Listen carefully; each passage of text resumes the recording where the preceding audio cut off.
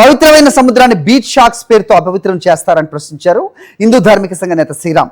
పవిత్రమైన దినాల్లో లక్షలాది మంది ప్రజలు సముద్ర స్నానాలు చేస్తారని, అలాంటి చోట్ల బార్లు ఏర్పాటు చేయడం హిందువుల మనోభావాలు దెబ్బతీయటమే అని మండిపడ్డారు.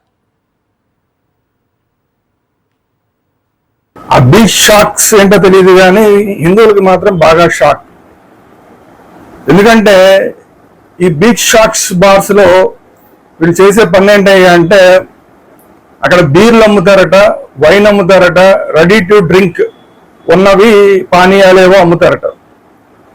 ఈ బీరు వైన్ ఇలాంటివి ఏవో అమ్ముతారు. ఈ సముద్రుడి ఒడ్డున ఈ బీచ్ షాక్స్ బార్స్ అని మీరు పెడుతున్నారంటే ఒక పవిత్రమైన దేవాలయంలో గర్భగుడిలో సముద్రుడిని దేవుడిగా భావిస్తారు హిందువులు.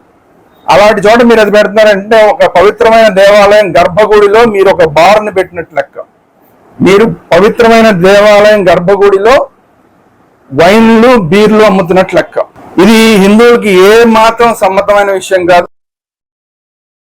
మరిన్ని అప్డేట్స్ కోసం ఛానల్ ను సబ్స్క్రైబ్ చేయండి. నోటిఫికేషన్స్ కోసం బెల్ ఐకాన్ పై క్లిక్ చేయండి.